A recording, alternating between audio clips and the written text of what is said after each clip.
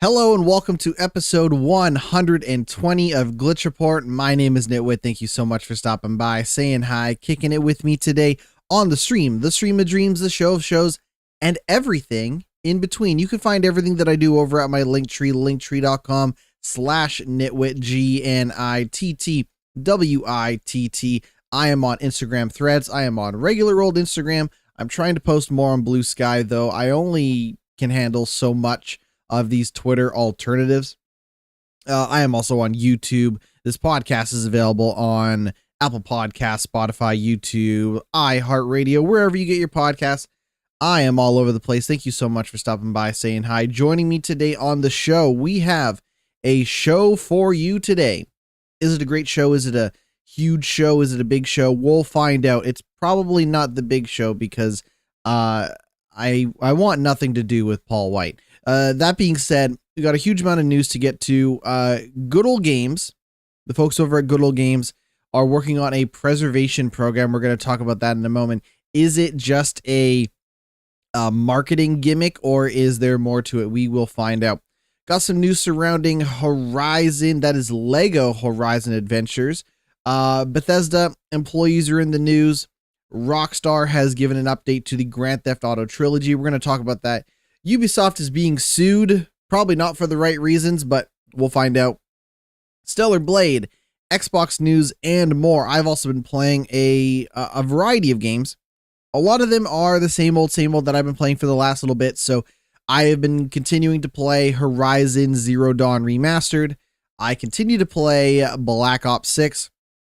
Still trucking away at Dragon Age the Veilguard, though I might be starting to wonder where my lack of motivation is for that game, and we're going to maybe dive into that.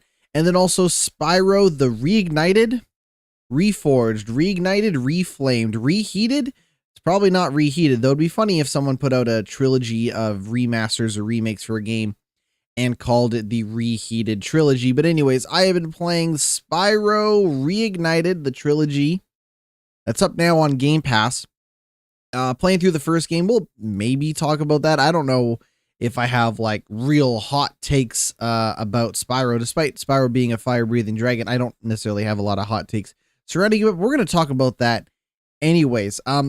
Also, just at the top of the show, I have been watching a lot of Twin Peaks for a couple of reasons. One, when I watched that Fallout show, I noticed that Kyle MacLachlan was in that Fallout show, and I was like, that's the guy from Twin Peaks. I should watch that.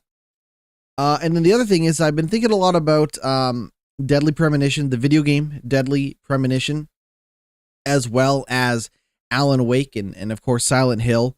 That remake came out not too long ago, and thinking about how those games take a lot from Twin Peaks, and I like Deadly Premonition. I will admit it here on this podcast. I think Deadly Premonition is a fine video game. Is it the greatest video game ever made? I'm not here to say one way or the other. I never did play that sequel, though maybe I should get around to that one of these days. And then, of course, I think Alan Wake and Alan Wake 2 are great games. And again, I need to get to that Silent Hill Silent Hill remake of 2 at some point. But boy, oh boy, having now finished season 1 of Twin Peaks, let me tell you, Deadly Premonition and Alan Wake almost shamelessly steal and rip off Twin Peaks. Now, that being said, I don't necessarily have a problem with it, because if I did, I would never watch any Quentin Tarantino movie, because that's exactly what he does. And I'm not going to get into the whole good artists steal and borrow and all that stuff, but I've really enjoyed my time with Twin Peaks. I think that is quickly becoming a top 5 favorite TV show of all time for me. Now, part of that might be because I enjoy the things that it influenced, which is maybe not always a fair thing to say, because, you know, you're not necessarily criticizing the art for how it stands alone and all that stuff. But, there's a lot to what I like about those games that is in that show. And the reason for that is because those games took from that show. But needless to say, really enjoying my time with Twin Peaks, the TV show. I have finished season 1. I know that there's a lot of episodes to season 2. Season 1's like an 8-episode series, with the pilot episode being an hour and a half long. So there's a decent amount of show to get through in season 1 for sure. But I think season 2 is like 22 episodes or something. Like there's a lot more going on in season 2.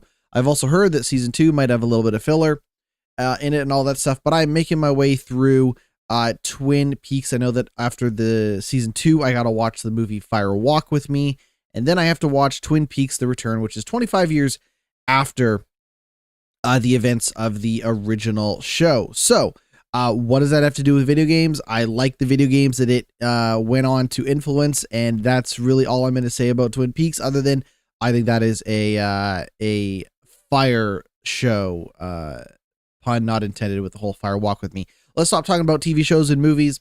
Let's talk about video games. Your friends and mine over at Good Old Games, now just referred to as GOG, have introduced the Good Old Game Preservation Program, which aims to keep old games playable on modern PCs. Now, you might, if you're not like expert on backwards compatibility, for lack of a better word, when it comes to PC gaming, PC gaming has seen its fair share of struggles as it relates to old games being playable in a variety of shape or form. Some of that has to do with the motherboard and the processor technology that was available at the time that those games were being made, which prevents modern games from running it. There is, of course, emulation, where you're almost like emulating your your new computer into being an old computer. But needless to say that there is a lot of old classic PC games that are lost to time for a variety of reasons, but one of those being an inability to play them on a modern computer. So the plan right now for the GOG preservation program is to keep those old games running on modern PCs through the help of GOG. If you don't know, GOG, also the same company that makes The Witcher and Cyberpunk. We're talking about CD Projekt. So this is their new initiative. They're talking about 100 classic games that have been re-released on GOG with updated or quality tested builds. Let's kind of get into the story a little bit more. So 100 classic games from its catalog are being re-released today. That is today as of, yeah, we'll just say today. By the time you've heard this, they will be out. If you're hearing it now, they might already be out. I did not actually go and check. Maybe I will on our first break. So 100 classic games from its catalog are being re-released today with updated or quality tested builds, and GOG have committed to using its own resources to maintain their compatibility with modern PCs. Now, if you go to the GOG store, games included in the preservation program are identified with a dedicated stamp, and players can see how GOG has worked to update each title by looking at its preservation log. The first compatibility certified games include entries in the Resident Evil, Warcraft, Dragon Age, Fallout, System Shock, Diablo, Heroes of Might and Magic, Dungeon Keeper, The Witcher, and Monkey Island franchise. Which actually, as someone who was trying to play that Dragon Age game not that long ago, I am actually very curious to see how the original Dragon Age. I'm very curious to see how Dragon Age Origins holds up as I kind of scroll through to see if I can find Dragon Age, because I'm just gonna pick on Dragon Age for just a moment. So Dragon Age is currently $27 on GOG. I'm curious to know what they did to it. GOG preservation program, learn more. No, I don't want to see. Okay, well, it turns out maybe finding the preservation status for each individual game is, oh, here we go. Okay, here we go. So this is something that they updated as of November 13th today. So they enabled large address aware support to enhance memory utilization. They also limited the game to 2 CPU cores to boost performance and stability. They have also verified compatibility with Windows 10 and Windows 11. They've also verified cloud saves support. And then the last update that they did prior to this, which is they added cloud saves to the GOG Galaxy 1.2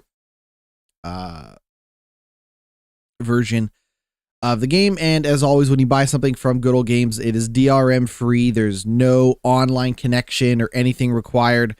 And you get the 30-day full refund policy as well. I have thought about buying Dragon Age, like the original one, now having experienced some of a lot more of Dragon Age recently. And maybe this will be the version to pick up, but I'm not too sure just yet. Now, GOG says that it plans to keep adding more games to its preservation program. It also shared a statistic from the Video Game History Foundation, which claims that 87% of games created before 2010, are inaccessible today. It also recently announced that the PC version of the upcoming remaster of Croc, Legend of the Gobos, will be exclusive to GOG. The game is currently available to wishlist on the store page and is set for release later this year. It's not every now and then that I dig into old PC games, right? I'm, usually playing stuff that came out within, between 2010 and now. That being said, I did run into some issues playing the EA Origins or whatever version of Dragon Age Origins, or what the EA Play app, whatever the fuck they call the EA store on the PC. Anyways, I did run into some issues with that version. I don't know if that means that it's better or significantly improved over what is on GOG now, or if the GOG updates retroactively add it to the EA version.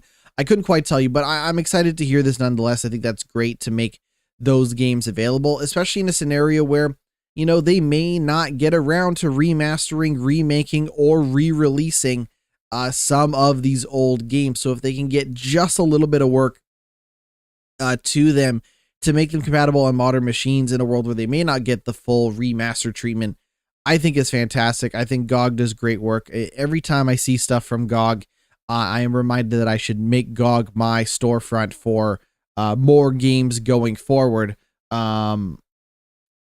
But we shall see. But that's awesome. Keep your eyes peeled if you're looking to play more old PC games in the future. Let's move on. This is another story that I'm getting from Video Games Chronicles. As always, shout out to Video Games Chronicles. Hundreds of Bethesda employees strike over remote work and outsourcing policies. Workers in Maryland and Texas are holding a one-day strike after filing an unfair labor complaint against parent company ZeniMax. In October, they represent the second largest video game union in the U.S., which was formed in January 2023 and includes over 300 quality assurance workers. The strike is designed to encourage Microsoft to meet the union at the bargaining table to address their concerns. According to the union, ZeniMax workers are currently required to go to the office twice a week, but it claims many are being denied their remote work requests. Additionally, it's seeking to limit the percentage of quality assurance testers ZeniMax outsources in comparison to the number of full-time workers present in its bargaining unit. So the idea maybe being that ZeniMax would look past the unionized members of its quality assurance and testing team to those outsourced employees instead. Now, this is for context. Following its $69 billion acquisition of Activision Blizzard last year, Xbox cut more than 2,500 jobs and closed not one, not two, not three, but four Bethesda game development studios.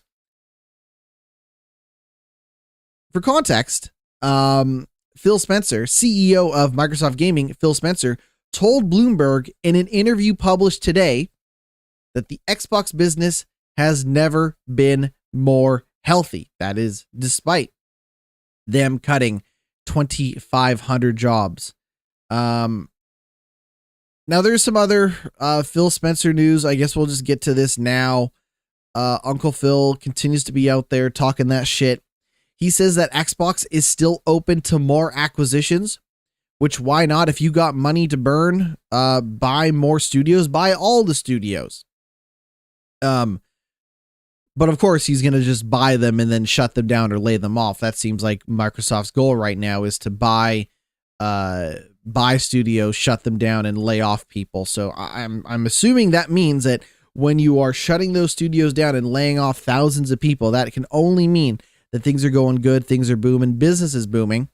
And then the other thing is that Xbox is currently working on a handheld gaming system. Whether that ends up being a handheld gaming system like the PlayStation Vita, or a hybrid console like the Nintendo Switch, or something that's more of a direct competitor to the Steam Deck, or more of a portal-like system, a streaming system like the PlayStation Portal, remains to be seen, but he's talking about that as well. And then this other news story I'm going to pull up for you now, while on the topic, is that apparently there are no, how can I describe this? There are no, I'm going to use the direct quote, there are no red lines on which Xbox games could come to rival platforms. Everything and anything is on the table. They've already confirmed that Doom: The Dark Ages is coming to PlayStation 5. They've also confirmed that Indiana Jones is getting a PlayStation 5 version, and that is on top of Pentiment, Hi-Fi Rush, Sea of Thieves, and Grounded. So, does this mean we're going to get Halo on the PlayStation? Probably. This probably means we're going to get Halo on the PlayStation. Is it going to happen anytime soon? Who knows? Right? Because Microsoft probably still wants to sell another generation of console hardware, and some of that sales pitch may be, hey, you can play the Halo on it, and the Forza, and the Gears of War.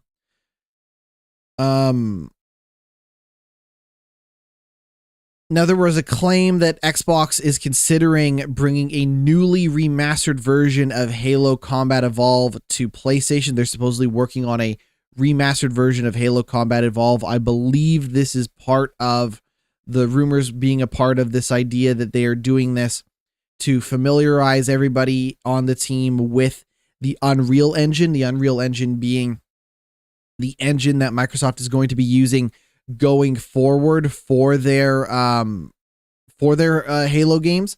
So we'll see about that. But yeah, I think we're probably, like, to me, like, I just want my PlayStation friends to play Forza, specifically Forza Horizon.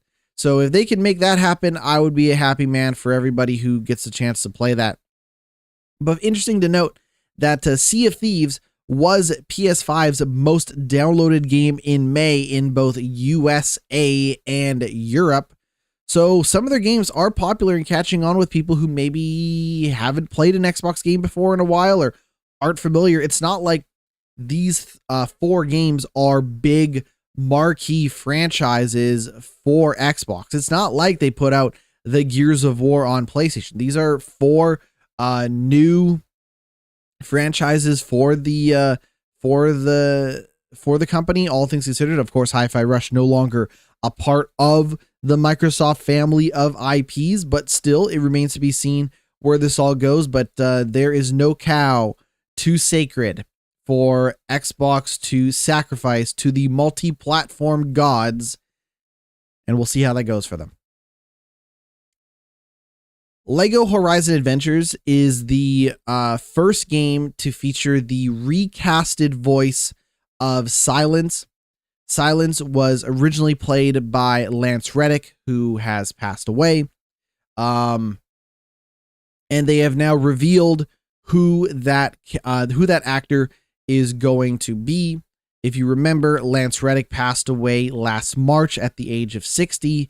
Lance Reddick, if you remember, the voice of Sylens in Horizon. He was also prominently featured in John Wick. He was also a major player in the TV show The Wire, one of my favorite TV shows of all time, among with many other roles, voice acting, you name it. Lance Reddick got a lot of work. He got around for sure. Continues to be missed to this day, but has now been confirmed that Tim Russ will be voicing Sylens going forward. He was also in Starfield, Horizon Forbidden West, as well as The Last of Us Part 2.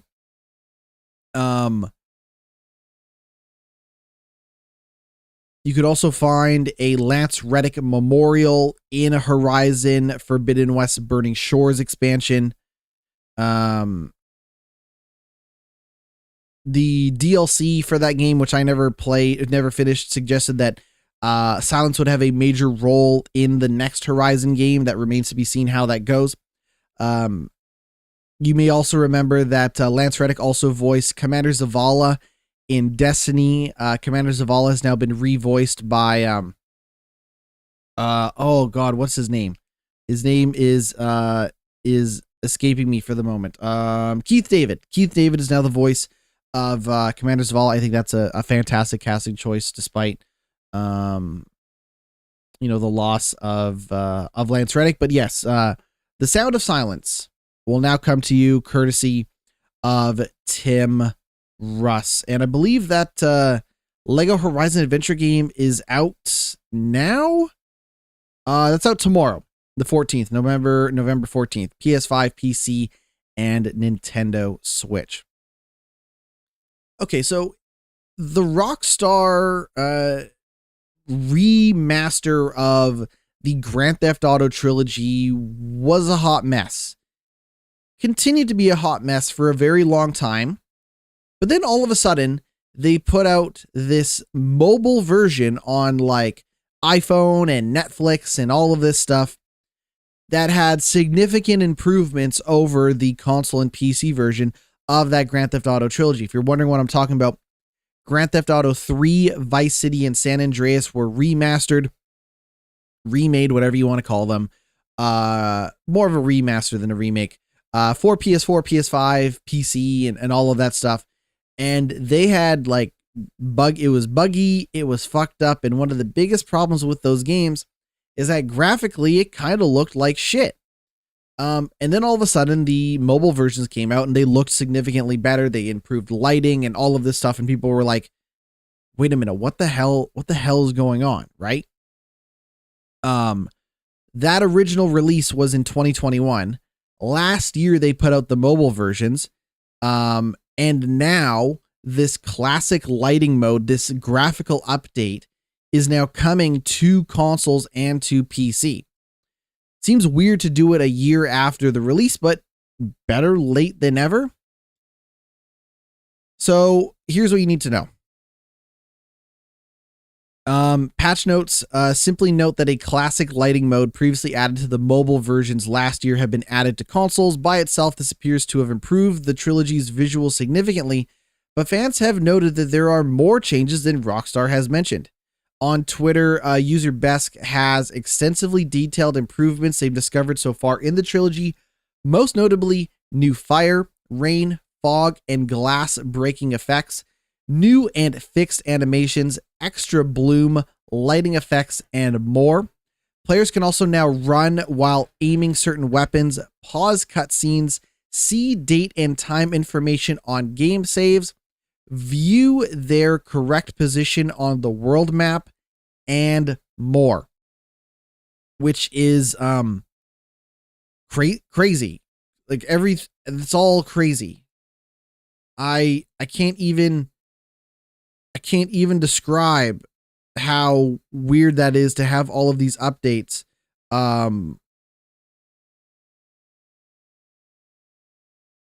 And honestly, you'd probably have to look at screenshots or videos to see the comparison. But it leads me to wonder if I should get into the trilogy. But again, I already have them on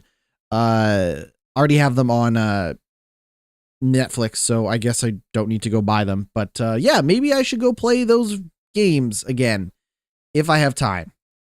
We'll see. All right, let's talk about Ubisoft. Ubisoft is getting sued. Now you might be wondering, what is Ubisoft getting sued for? Ubisoft is being sued for making The Crew unplayable. players are suing the Crew's publisher for monetary relief and damages after its closure. Now, I am no lawyer. I'm no big city lawyer. But something tells me that this shit is going to get thrown out real fast. Because there is no promise. You don't own, and I'm not saying this is good. I'm not saying this is the way things should be, but you do not own your digital games, right? Even if it's a single player, story based, whatever, you don't own your game. You barely own the physical copy of that game, right? Especially if it's an online game like the Crew was. But they owe you nothing. You are promised nothing in this process. So I find it hard to believe that this is going to make it very far. But let's kind of dive deeper into the story. Now, as spotted by Polygon, 2 impacted players have launched a proposed class action lawsuit accusing Ubisoft of violating California consumer protection laws. They claimed that it duped consumers by, this is a quote, by telling them they were buying a game when in fact all they were renting was a limited license to access a game that defendants chose to maintain at their own noblesse oblige. Getting wordy all of a sudden. Plaintiffs also claimed that the product's packaging falsely represented that the Crew itself was encoded onto physical discs and consumers could buy, or the digital files consumers could pay to download, when in fact the physical discs and downloaded files consumers paid were more akin to a key they could use to open the gates of this remote server, which defendants could one day decide to fail to maintain. The plaintiffs want the court to approve the lawsuit as a class action and are seeking monetary relief and damages for affected players. The suit also notes that Ubisoft previously shut down online servers for old games while preserving their offline features, as was the case with Assassin's Creed 2 and Assassin's Creed 3. In response to fan backlash in September, Ubisoft announced plans to launch offline modes for the Crew 2 and the Crew Motorfest. I wonder if they're going to do the same thing for other online games like Skull and Bones and Riders Republic and Steep. Gosh, I'm trying to think of other like online only Ubisoft games. Okay, online only Ubisoft games. We got Steep, we got Riders Republic, we got Skull and Bones. I'm trying to think of many other ones, but I can't at the moment. But Stephen Bailey, senior creative director at the franchise of the Crew franchise at Ivory Tower, said, "We want to acknowledge that some of you voiced concerns about the access to the Crew games. We want to express our commitment to the future of the Crew 2 and the Crew Motorfest. We're currently exploring different solutions and can confirm an offline mode to ensure long-time access to both titles." Well, I guess then GOG won't have to preserve, the Crew Motorfest because Ubisoft will beat them to it. Though I have a hard time imagining that 20 years from now, we'll all be sitting around thinking about the Crew Motorfest. This is the final news story because I did things out of order because of Xbox. Stellar Blade is going to get a PC release in 2025. That's the news story. Stellar Blade, one of the biggest PlayStation 5 games of this year, and it has now been confirmed that it is coming to PC next year. They're also doing a crossover DLC with Nier Automata, which is out on November 20th. Where you'll be able to dress up Eve in additional outfits for the game. That's all we need to know. PC port, that DLC is out November 20th, and a sequel is already being considered. We're going to take a break. When we come back, we're going to talk about the games that I have been playing. Stick around. We will be right back. Welcome back to the podcast. It's me, GnittWitt. We're going to talk about the games that I have been playing. I am picking away at Horizon Zero Dawn Remastered. That continues to be a great looking game. It continues to be a fun game though. And I don't remember if I talked about this last week on the podcast, but I'll do it anyways. So I think like from a narrative and kind of character standpoint, I think Forbidden West kind of jumps the shark a little bit. I think that sequel to Horizon Forbidden West is a bit over the top and a little bit silly from a story perspective as far as I'm concerned. Though I must admit, now going back and playing Zero Dawn, there are quite a few gameplay improvements that certainly make Forbidden West the better game. Most of it comes down to the way combat works, the way that some of the abilities that you get, the tools and upgrades and stuff that you get in Forbidden West. Like for example, there you get a paraglider, like a hang glider sort of thing in Horizon Forbidden West, which makes navigating the world a hell of a lot easier, especially in a world where there's fall damage if you jump from tall cliffs and mountains and stuff like that. Now, in fairness, I feel like the world of Zero Dawn doesn't necessarily force you into such significantly high elevations that it is inaccessible to easily navigate the world. You also have the option of course, taking control of the larger robots in the environment and using those as mounts and riding them like horses and all of that stuff. So, you know, if you are trying, of course, there's still the fast traveling. So if you're trying to get from A to B in Horizon Zero Dawn, it isn't like a significant pain. And in fact, if you've never played Forbidden West, you probably won't know. You'd be like, oh, cool, I can take control of this weird looking robot and then I can ride it and we can do all this stuff and it's faster than running. Or, you know, oh, I want to see the world, but I don't want to fast travel. So, you know, you can kind of split the difference that way. But I missed the hang glider in Forbidden West. That was definitely very, very helpful. Other than that, like I still find the combat pretty easy to engage with. You know, oh, you scanned this robot, it's weak to electricity, it's weak to piercing damage. You can shoot off this component, which means that it won't be able to use this component as a weapon, or it's a battery that won't power its attacks nearly as much. Or I can tear this, I can destroy that, blow up this, fire arrows, all that stuff. That still continues to be pretty fun. I feel like in Forbidden West, maybe there was a lot more of that stuff because they wanted to justify, oh, here's these new combat mechanics and ideas that you can use. But I think in the end, it ends up being a tad overwhelming. So I feel like maybe a more basic approach in Zero Dawn is welcomed. I'm primarily playing through that game for the trophies. I'll probably play through the expansion, the Frozen Wilds expansion as well when I get the chance. But I'm there really to hunt down trophies and do all that stuff, which is pretty much my exact same approach playing Spyro the Reignited Trilogy. They have, for people who don't play Xbox, the way that Xbox does its achievements is instead of it being like a bronze, silver, gold, and platinum, the achievements just have a numerical value. This achievement is worth 100 points. This achievement is worth 50 points, or so on and so forth, 200, 300, whatever, right? And then each game, the achievements always add up to 1,000. So 1,000 is the maximum amount of achievement points you can earn per game. But because it is a trilogy of 3 full games, there are 3,000 achievement points to earn in Spyro Reignited Trilogy. So I'm making my way through the first game. It's going well. It's going smooth. Unfortunately, it doesn't break down the individual game like achievements. So I can't just see Spyro 1. I can't just see Spyro 2, for example. But I am about just under 2 hours into Spyro 1 in general.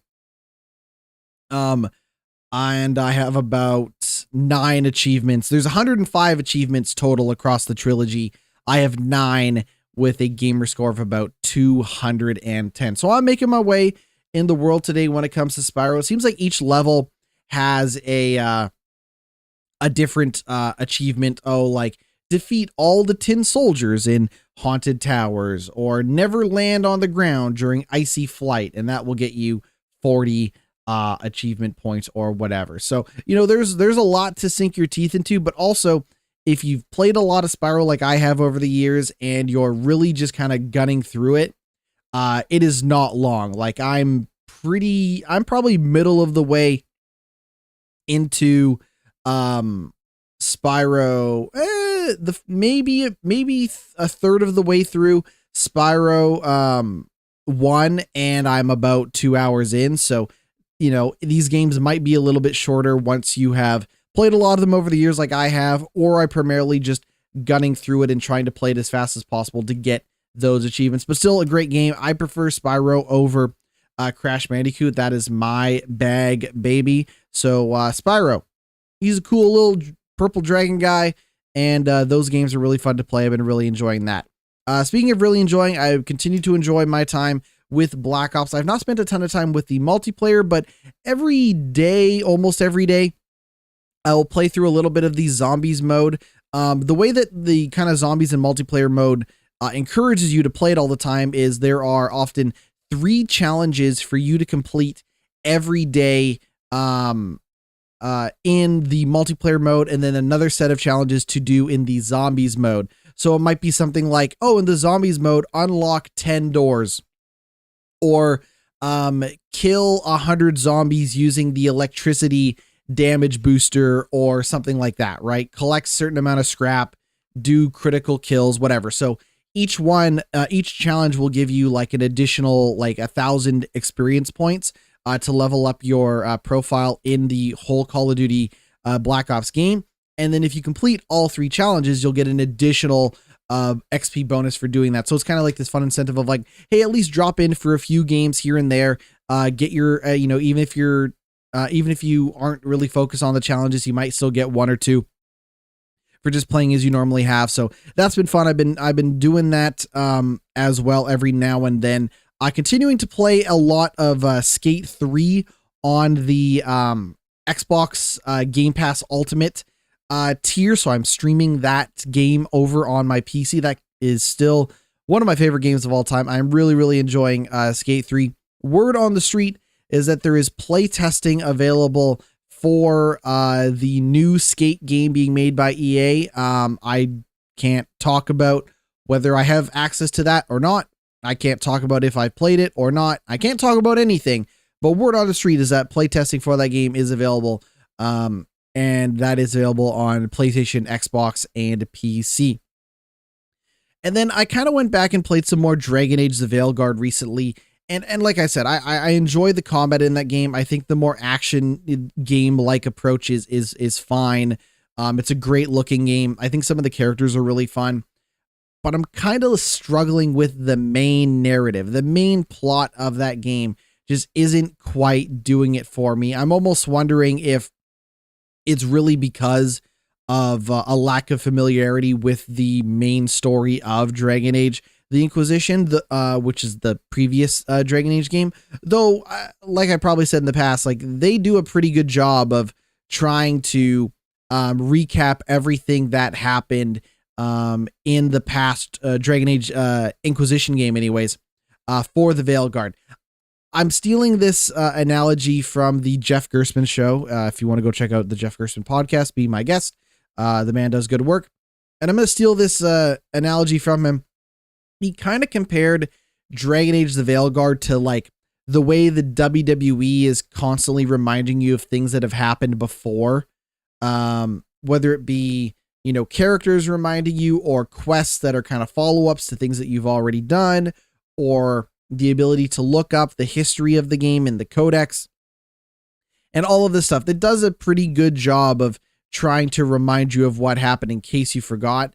I just think that like maybe that focus on reminding you of what happened gets in the way of a compelling narrative to push me through the rest of that game. I'm about 12 hours in and I feel like a little lost at sea narratively. But I'm going to keep poking away at it, keep picking away at it, and keep playing it. Will I play like 10 hours next time we talk? I really don't know. I got a lot of games on the go at the moment, and there are new games coming out very, very soon. When is Stalker 2 out? Because I would like to know, because I forget.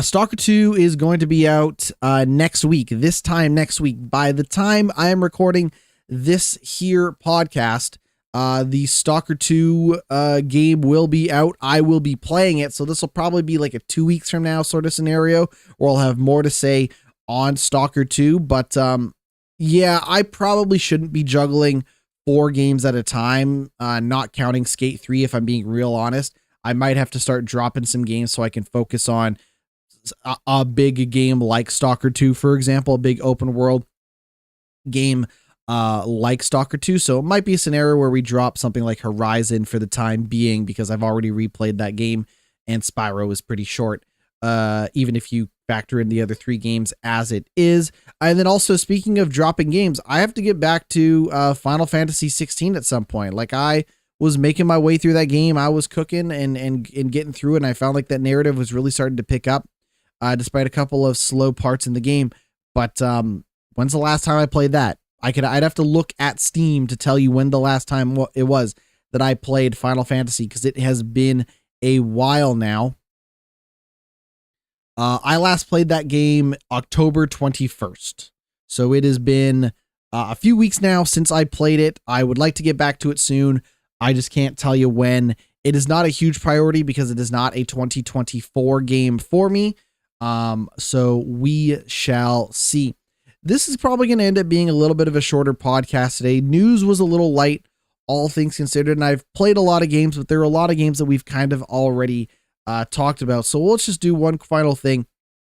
Take a look and see if we are missing anything from the news. Blizzard has released remastered versions of Warcraft 1 and 2. They also announced a patch, which is patch 2.0 for Warcraft 3, which overhauls a lot of stuff with that game. So that's cool. If that's your thing, you can get that for like $40 for all 3 games if Warcraft is your jam. Okay, that's it for news. And that's it for the podcast. Thank you so much for checking out Glitch Report. I have been GnittWitt. You can find everything that I do over at my Linktree, linktree.com/GnittWitt, GnittWitt. I am on YouTube. I am on Instagram Threads. I am on Instagram. I am on TikTok. I am on Blue Sky. I am on YouTube, Spotify, Apple Podcasts, wherever you get your podcasts. I'm all over the place. This has been Glitch Report. I have been GnittWitt, and we'll see you all next week. Take it easy.